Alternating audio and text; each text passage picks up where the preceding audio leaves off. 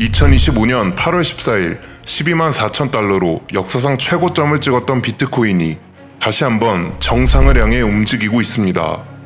다양한 전문가들 그리고 유튜버들이 여러가지 차트 분석을 활용해 마지막 불장이 남았다는 둥, 엄청난 폭락장이 다시 찾아온다는 둥, 쉴 새 없는 정보들과 관점들로 우리의 머리를 어지럽히고 있죠. 오늘 이 영상에서 저는 오로지 팩트에만 기반한 자료와 근거로 비트코인의 현재 주소를 명확히 알려드리겠습니다.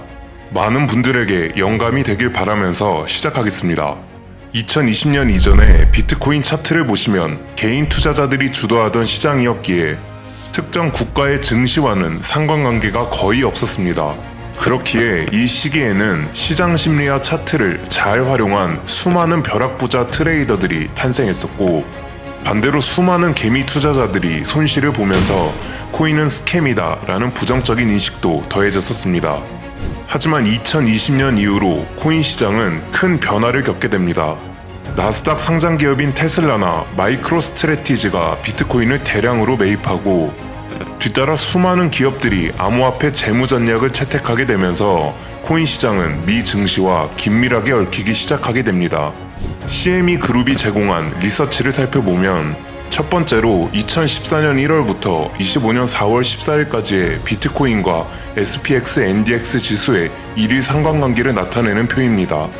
기간별로 일간 수익률을 정적 상관계수로 수치화시킨 표인데, 보시면 2014년부터 2016년 그리고 2017년부터 2019년까지 비트코인과의 상관관계는 거의 0에 수렴하는 데에 비해 2020년부터는 분명하게 유의미한 수치를 나타내고 있죠. 다음으로 이번엔 60거래일 기준으로 수익률의 상관관계를 시계열로 표현한 차트를 보면 2020년 이전에는 주로 마이너스 0.2에서 0.2 범위에 있던 관계가 20년 초 이후부터 플러스 0.5 범위로 점프한 뒤 2025년 현재까지 높은 범위에서 유지되고 있는 것을 확인할 수 있습니다. 뿐만 아니라 여러 기사들과 보고서를 통해 이제 비트코인은 미국 시장과 함께 움직인다는 근거는 너무나 명확해진 상태이죠.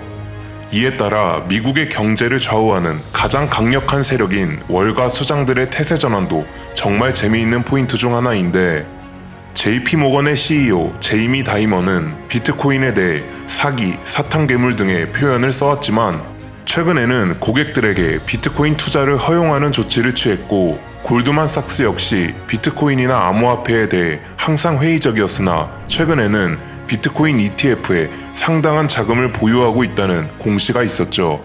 오랜 시간을 비트코인에 대해 조심스러운 모습을 보이던 모건 스탠리나 블랙록의 CEO 레리 핑크도 예외는 아니었는데, 고객 자문사들이 비트코인 ETF 상품을 추천할 수 있도록 허가했고, 인터뷰를 통해 비트코인을 해지 자산으로 언급했으며 ETF 흐름을 긍정적으로 보는 태도를 보였죠. 과거 개인 투자자들로 인해 좌우되던 시장이 이제는 완전히 글로벌 시장화되었으며 세계 최고의 경제 전문가들이 비트코인을 해지 수단으로 인정하게 되면서 비트코인은 더 이상 불완전한 자산이 아닌 미국 금융 시스템 속에서 움직이는 글로벌 자산이 된 것입니다.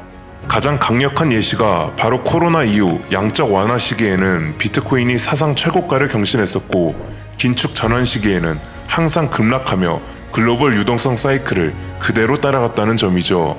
그렇기에 이전에는 주식하는 사람들만 눈여겨보던 미국 소비자 물가지수와 FOMC 금리 발표 내용을 이제는 코인하는 사람들이 더욱더 주의 깊게 보는 시대가 되었고, 나스닥 차트와 비트코인 차트의 상관관계는 누구도 부정할 수 없게 되었죠. 즉 이제는 코인 투자를 함에 있어서 과거에 벌어졌던 후행성 지표를 바탕으로 백테스팅하는 방법, 즉 차트로만 거래하는 낡은 방식으로는 살아남기가 더욱 힘들어졌음을 뜻합니다. 그렇기에 여러분들이 여기서 또 한 가지 꼭 알고 넘어가야 할 것이 바로 암호화폐 시장의 제도화입니다.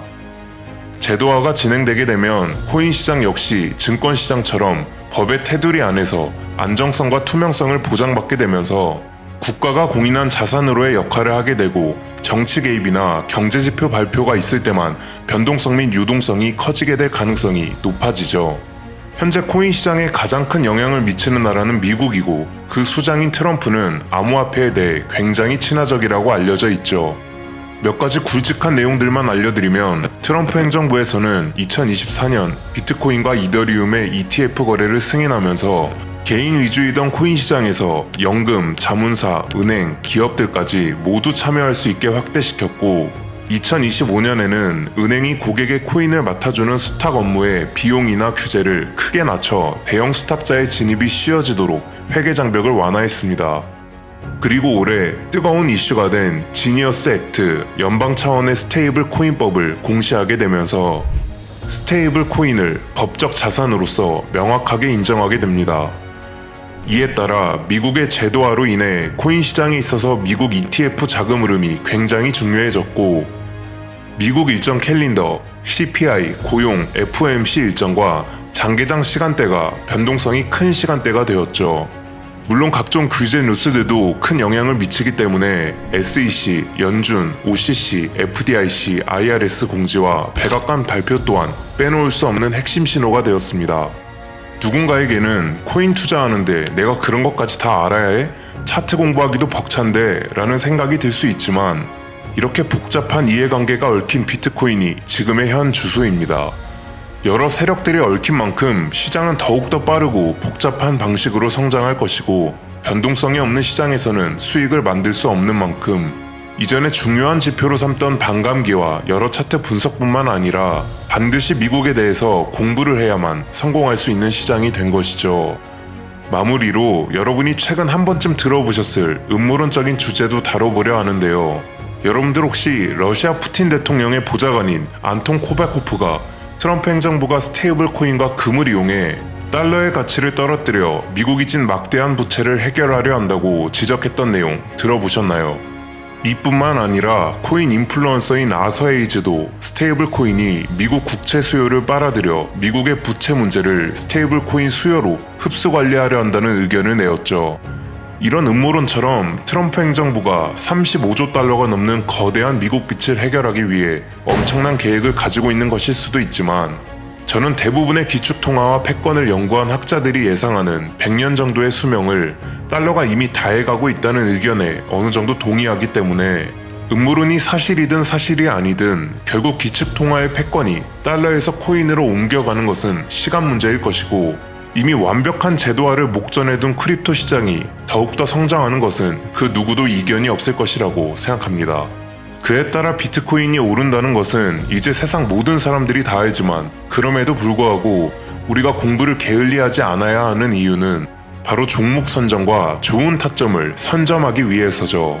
대부분의 전문가들이 이제는 과거처럼 70%가 넘는 대폭락은 비트코인에서 절대 없을 거라고 이야기합니다.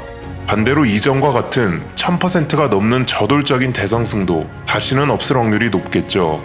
말 그대로 비트코인은 이전과는 다르게 개인 고래들에 의한 변동성이 점점 사라지고 안정적인 우상향을 그리게 될 겁니다. 그럴수록 코인 시장에서 수익을 누리기 위한 레버리지 이용이나 알트코인 투자에 있어서 유리한 종목과 타점을 선점하기 위해서는 남들보다 앞선 정보력과 분석이 바탕이 돼야만 하겠죠. 이제 차트와 시장 심리만 분석해서 투자해서는 안 됩니다. 이 채널에서 여러분들에게 놓쳐서는 안 되는 정보와 소식들을 정리해서 공유하고 여러 비전과 인사이트를 제공해 드릴 겁니다. 영상이 도움이 되셨다면 구독, 좋아요 꼭 부탁드립니다.